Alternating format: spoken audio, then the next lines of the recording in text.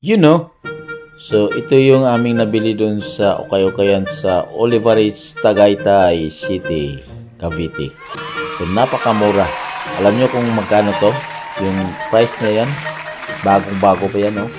So, only 40 pesos.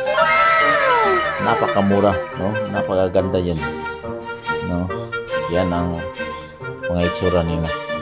So, at ito naman yung napili natin mga pantalon. Alam mo kung magkano yan? Is for men is only 100 pesos at bagong-bago pa yan. Hindi pa yun nasuot yun. Oh, diba?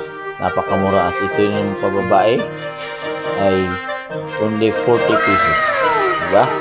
At ito yung mga t-shirt. Alam nyo kung magkano yan? 3 for 100 pesos. Diba? Napakamura na. Ang ganda-ganda pa. Saan ka pa maghanap yan? At ito yung isa is 50 pesos. So, yun, diba? Napakamura na. Sa magdala ka lang ng konting pera doon, marami ka nang mabibili. Kaysa bibili ka sa mamahalin, mas maganda pa nga ito kasi talagang original pa yung mga tatak niya, no? So mindset pagka ganun ng mga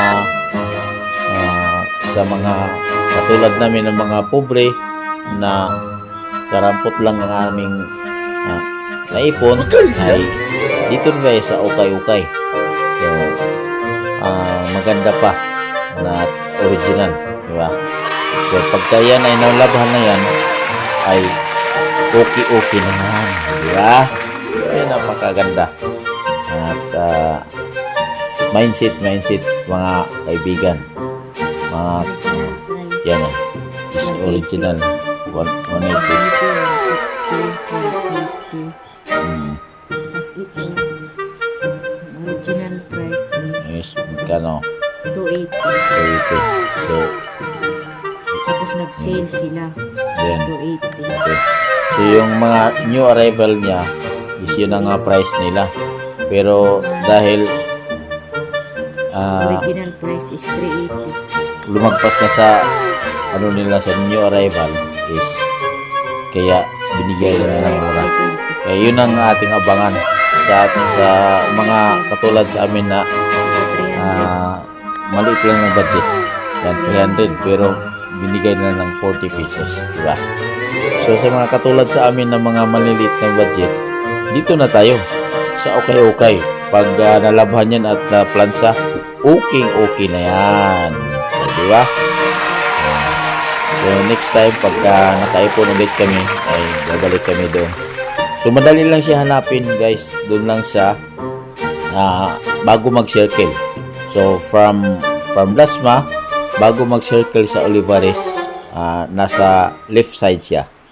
At ang lawak ng kanilang pwesto doon. So napakahaba. Marami kang mapipili pagka pumunta ka doon. Kaya yung iba doon, puntahan nyo yung sale na sila. Kasi yung mga mahal, binibinta nila. Binibigay ng mura. Kaya ang iba doon namimili is talagang basket yung mga binibili nila. So hindi sila lugi. So yun lang, guys, ang aming update at aming bahagi sa inyo. At kami po yung